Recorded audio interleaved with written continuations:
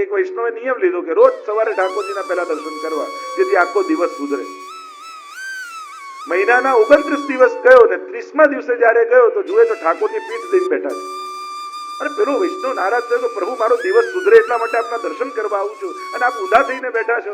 ઠાકોરજી કે મારે દિવસ સુધારવો હોય કે નહીં? મારું મુખ જોઈને તારો તો સુધરે, પણ તારું મુખ જોઈને મને શું થાય છે? दर्शन भयो सवेरो हरिजू को दर्शन भयो सवेरो.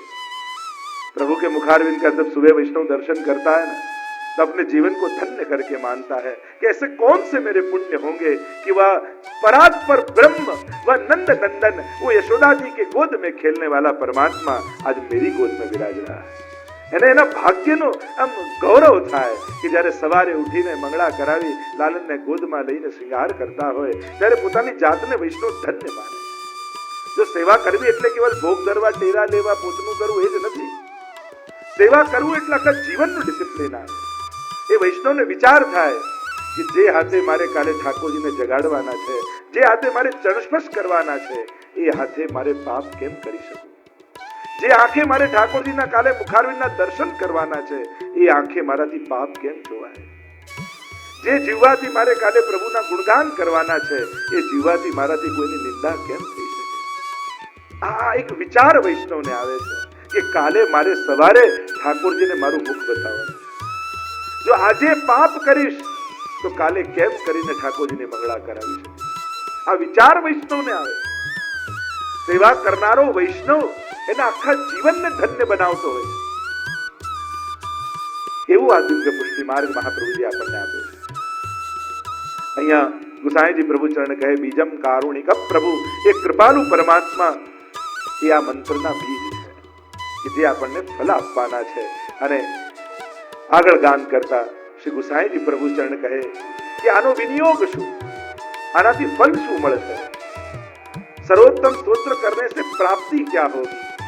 ये कहते हुए गुसाई जी आज्ञा करते हैं विनियोगो भक्ति योग प्रतिबंध विनाशने कृष्णाधरामृता स्वाद सिद्धिरत्र न संशय. विनियोगो भक्ति योग प्रतिबंध विनाशने कृष्णाधरामृता स्वाद सिद्धिरत्र न संशय.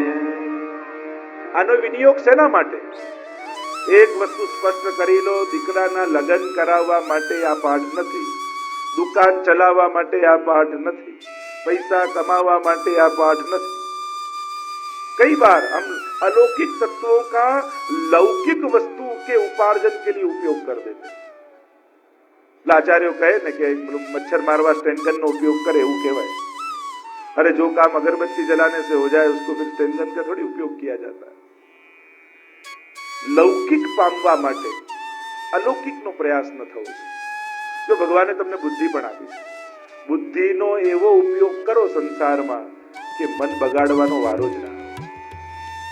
लौकिकता मन સુધી पहुंचे જ नहीं. बुद्धि का सदुपयोग करके संसार के सभी मार्ग निकाल लो. हृदय को तो ठाकुर जी के लिए रहने दो. જેમ આપણે કોઈ પણ વસ્તુ હોય તો કે આ અડતા નહીં, ઠાકોરજીની વસ્તુ છે, કારણ કે વાપરેલી વસ્તુ પ્રભુને ન ધરાય. તો આ મન ક્યાં ક્યાં વાપરીને આવીએ છે અને પછી ઠાકોરજીને કહીએ મારું મન ઠાકોરજીમાં લાગતું નથી, તો વાપરેલું ઠાકોરજી ક્યાંથી અંગીકાર કરે? हम कहते तो है मन प्रभु में नहीं लगता, नहीं लगता. क्यों नहीं लगता? क्योंकि वो लेते नहीं, इसलिए. क्योंकि उपयोग की हुई वस्तु हो, महाप्रभु तो मना करते हैं अर्धभुक्त वस्तु प्रभु को नहीं धरनी. तो वापरेली वस्तु हो प्रभु के अंगीकार करे. विषयाक्रांत देहानाम नावेश सर्वथा हरे. महाप्रभु जी आज्ञा करते हैं विषय से जलते हुए, जैसे बलते हुए घर में कोई रह नहीं पाता, वैसे जिसका हृदय विषयों से जल रहा है उसमें प्रभु भी नित्य वास नहीं कर पाते. इसका विनियोग क्या? विनियोगो भक्ति योग प्रतिबंध विनाशने. ભક્તિ યોગમાં આવતા પ્રતિબંધોનો નાશ કરવા માટે આનો વિનિયોગ. ભક્તિમાં જે કોઈ પણ પ્રતિબંધ આવતા હશે, આ સર્વોત્તમ સ્તોત્રનો પાઠ કરશો, એ સર્વ પ્રતિબંધોને ઠાકોરજી દૂર કરી દેશે, શ્રી મહાપ્રભુજી દૂર કરી દેશે. પ્રત્યેક પ્રતિબંધો જતા રહેશે. અરે સંસાર પ્રતિકૂળ છે ને સેવામાં મન નથી લાગતું ને, તો ઠાકોરજી સંસાર પણ અનુકૂળ કરી આપશે. સર્વોત્તમ સ્તોત્રની ટીકામાં ગોકુલનાથજી જયારે ટીકા લખી ત્યારે કહ્યું, શ્રી ગુસાઈજીને વંદન કરતા નમન કરતા ગોકુલનાથજી કહે સર્વ અભિષ્ટ પ્રદાયક. ગુસાઈજીના ચરણારવિંદ કેવા છે કે સર્વ અભિષ્ટને આપનારા છે. તો કે બીજું બધું તો બીજા બધાની ઉપાસનાથી પણ મળે છે. ધન મેળવવું હોય તો આની ઉપાસનાથી પણ મળે, ઘર મેળવવું હોય તો આની ઉપાસનાથી મળે, પરિવાર જોઈતો હોય તો આની ઉપાસનાથી મળે, સંતતિ જોઈતી હોય તો આની ઉપાસનાથી મળે. જુદા જુદા દેવતાઓની ઉપાસનાથી પણ આ લૌકિક વસ્તુઓ મળી જાય છે. પછી આ ગુસાઈજીની કૃપાથી મળે એવું વૈષ્ણવ કેમ ઈચ્છે? સમજાવતા કહ્યું, બંનેમાં ફરક છે. અન્ય દેવતાની ઉપાસનાથી જે મળે છે એ સંસાર વધારનારું હોય છે, પણ गुसाईजी जो आपे छे ये अलौकिक साधनारू है।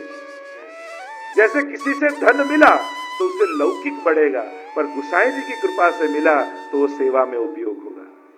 तो आवी कथा थई सके, तो आवा उत्सव थई सके जे गुसाई जी की कृपा थी मळी।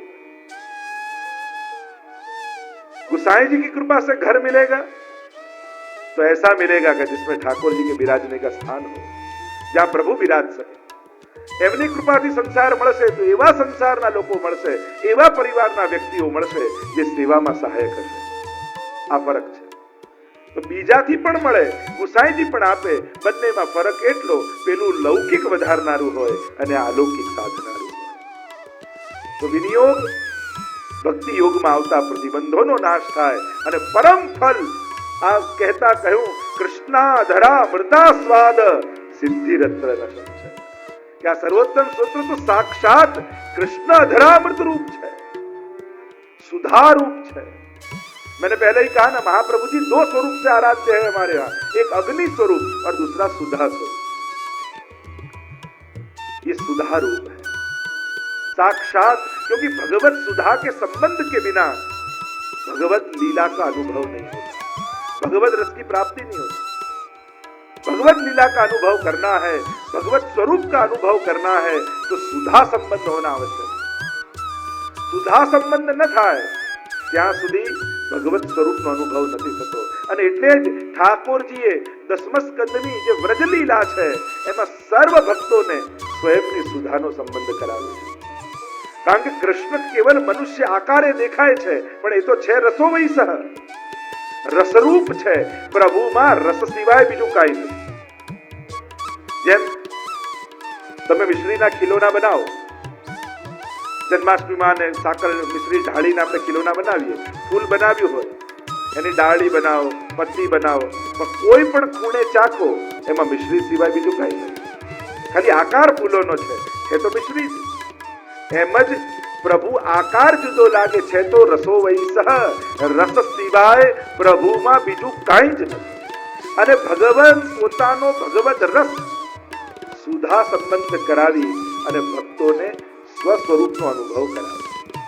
અને વ્રજલીલામાં સર્વને સુધાનો સંબંધ કરાવ્યો છે। અને એ જ સુધારૂપ સાક્ષાત મહાપ્રભુજી છે કે જેના થકી ભગવત સ્વરૂપનો અનુભવ થાય। અને એટલે જ આપણે કહીએ ને કે પુષ્ટિ પુરુષોત્તમની કૃપા મહાપ્રભુજી સંબંધ વગર ન થાય। શ્રી વલ્લભની શરણ ગયા વગર પુષ્ટિ પુરુષોત્તમનો અનુભવ નથી થતો। કારણ એટલા માટે કહીએ છે કે સુધારૂપ સાક્ષાત મહાપ્રભુજીનું સ્વરૂપ છે। વ્રજલીલામાં તમે જુઓ, રાસલીલામાં ગોપીજનોને સુધાનો સંબંધ છે। છાક લીલામાં આपुन ખાત ખવાવત ગ્વાલિન जिन नहीं पायो सुनो रे भैया मेरी हथेली चाट। અને પોતાની સુધાનો સંબંધ સખાઓને છાક લીલામાં કરાવે।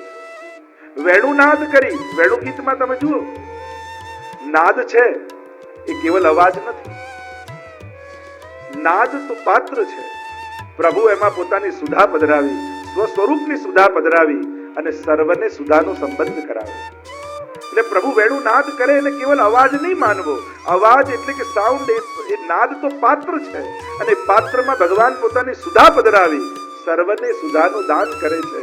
એટલે વેણુનાદ સમયે ઠાકોરજીએ લતા પતા વૃક્ષો ગાયો હરણીઓ આ સર્વને સ્વસુધાનો સંબંધ કરાવ્યો. પ્રભુ નાના ગોદમાં હતા, યશોદોત્સંગ લાલિત, અને આપની લાર સ્ત્રવે થોડીમાં ચીબુક રૂપે આવીને અટકી જાય અને યશોદાજીને નંદ બાબાને વહાલ આવે અને ચીબુક ઉપર વહાલ કરે ત્યારે એમને પણ સુધાનો સંબંધ થાય. આમ વ્રજલીલામાં સર્વને સુધાનો સંબંધ છે. તો આ સુધારૂપ સ્વયં શ્રી મહાપ્રભુજી, આ સુધાનું મૂર્તિમંત સ્વરૂપ એ શ્રી મહાપ્રભુજી.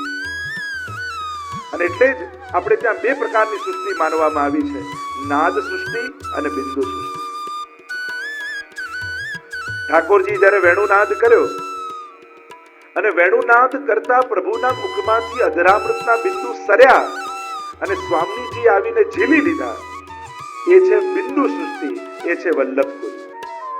અને પ્રભુના વેણુનાદ ચારે બાજુ વ્યાપિત થયો અને નાદ સાંભળીને જે વ્રજભક્તો દોડીને પ્રભુની શરણે આવ્યા, એ છે નાદ સૃષ્ટિ અને એ છે આ વૈષ્ણવી સૃષ્ટિ. એમ પુષ્ટિ માર્ગમાં બે સૃષ્ટિ છે. જો વેણુ દ્વારા જ આખી સૃષ્ટિનો ઉદ્ભવ છે અને એટલા માટે તો મહાપ્રભુજીની વધાઈમાં આપણે ગાઈએ છે, એસી બંસી બાજી બન ઘન મે વ્યાપ રહી ધુની મહામુનિન કી સમાધિ લાગી. અને છેલ્લે કહીએ છે, સો અબ લક્ષ્મણ ભટ્ટ દ્વાર. એ જ વેણુનાદ લક્ષ્મણ ભટ્ટજીના રૂપ ત્યાં પ્રગટ થયો છે વલ્લભ રૂપ.